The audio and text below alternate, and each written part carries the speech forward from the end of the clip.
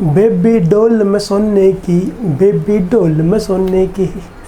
आज ये गाना इसलिए याद आया क्योंकि आज जो मैं आईपीसी की धाराएं आप लोगों को बताऊंगा वो इस गाने की सिंगर से जुड़ी हुई है।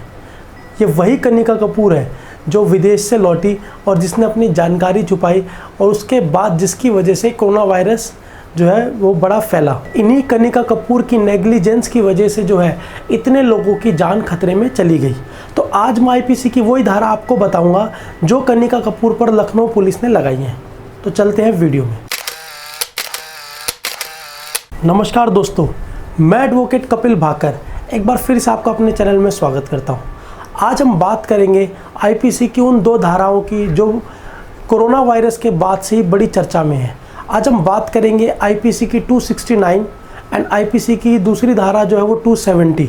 हम इन दोनों के बारे में बात करेंगे कि ये धारा क्या है और कोरोना वायरस से इस धारा का क्या संबंध है। धाराओं के बारे में बताने से पहले मैं आपको कुछ लेटेस्ट डाटा बताना चाहूँगा कोरोना वायरस का जो अभी हाल फिलहाल दुनिया में है।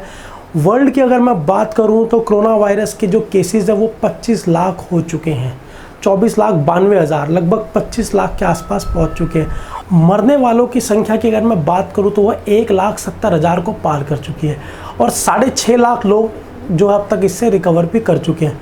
अगर हम बात करें यूएसए की जो सबसे आगे है इस रेस में, जो वर्ल्ड की सबसे बड़ी शक्ति है, वो महामारी के मामले में भी सबसे आगे है। अमेरिका में लगभग अभी इसके केस 6 लाख से पार जा चुके हैं। मरने वालों की संख्या 40,000 से भी पार हो चुकी है। सेकंड नंबर पे स्पेन आता है जहां पर केसेस जो है वो 2 लाख हो चुके हैं और मरने वाले 20,000। इटली ने अपना स्थान गंवा दिया है और इटली थर्ड नंबर पे आ गया है। इटली में अब ये केसेस 2 लाख से पार है और मरने वालों की संख्या 24,000 है।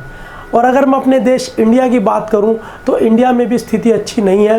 इंडिया में जो है वो जो पॉजिटिव केसेस हैं, जो एक्टिव केसेस है, उनकी संख्या 18,500 हो चुकी है और मरने वालों की संख्या 550 से ऊपर जा चुकी है। बट इन दुख भरी घटनाओं, इस दुखद सूचनाओं के बीच दो मैं आपको अच्छी सूचना देना चाहूँगा कोविड-19 को लेकर।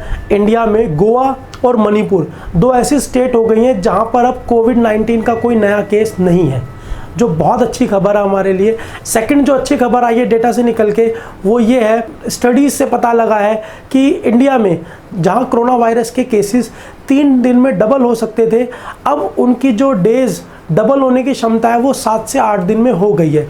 ये भी एक अच्छी खबर जो है इसके बीच में निकल कर आई है।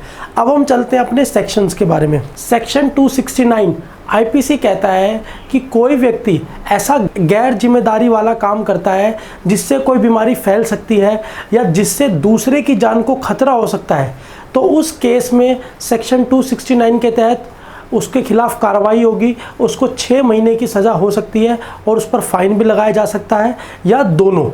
तो 269 में साफ साफ मेंशन है कोई ऐसा गैर जिम्मेदाराना काम जिसकी वजह से कोई बीमारी फैल जाए, उस केस उसको हम 269 के अंदर डालते हैं। नेक्स्ट हम चलते हैं आईपीसी की जो धारा 270 पर। 270 में साफ साफ मेंशन है किसी जानलेवा बीमारी को फैलाने के लिए किया गया गैर जिम्मेदाराना काम या घातक काम जिससे किसी दूसरे व्यक्ति की या व्यक्ति समूह की जान को खतरा हो, वो हमारी 270 के अंदर आती है। 270 में ये बात भी मानी जाती है कि जो व्यक्ति उस गैर जिम्मेदाराना काम कर रहा है वो ये काम जानबूझकर कर रहा है। तो जानबूझकर किया गया कोई ऐसा काम जिसकी वजह से कोई घातक बीमारी फैलती है वो हमारा 270 के अंदर आता है। 270 के अंदर आपको जो इम्प्रिजनमेंट जेल हो सकती है 2 साल तक की हो सकती है और आप पर फाइन भी लगाया जा सकता है और मजिस्ट्रेट की मर्जी है वो आप पर दोनों भी इम्पोज कर सकता है, फाइन प्लस आपको जेल। तो कनिका कपूर का संबंध इसलिए है इससे, जब कनिका कपूर लंदन से लौटी और उसने अपनी जानकारी छुपाई और लखनऊ में कई सारी पार्टियों में शामिल हुई, तो यही धाराएं 269, 270 और 188 आईपीसी के तहत उसके खिलाफ लखनऊ पुलिस ने केस दर्ज किया है। अब जब वो क्वारंटाइन से बाहर आ गई है तो पुलिस अपनी कार्रवाई शुरू करेगी। और जब जानलेवा बीमारियों को फैलाने की बात आई है तो हम मरकज वालों को कैसे भूल सकते हैं, जिन जमात वालों की वजह से इतना बवाल हुआ, इतने केसेस बढ़ गए, तो उनको भी भूलना ठीक नहीं।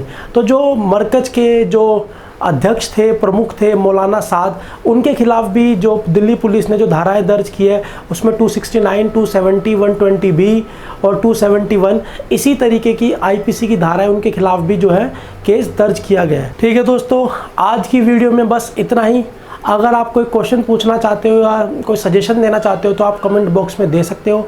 और मैं आपको बताना भी चाहूँगा कि जो लॉकडाउन है वो 3 मई तक है। अगर हम लॉकडाउन के नियमों का ठीक से पालन नहीं करेंगे या कोरोना के केसेस ऐसे ही बढ़ते रहेंगे तो ये लॉकडाउन 3 मई नहीं 30 मई भी हो सकता है। और अगर आप चाहते हो कि जल्दी हम अपनी पुरानी लाइफ में, नॉर्मल लाइफ में वापस आ जाएं तो प्लीज़ लॉकडाउन के नियमों का पालन करो, घर में रहो, सेफ रहो। बहुत ज़रूरी है तो ही बाहर निकलो, वरना बाहर मत जाओ। ठीक है दोस्तों, मिलते हैं अपनी नेक्स्ट वीडियो में। धन्यवाद।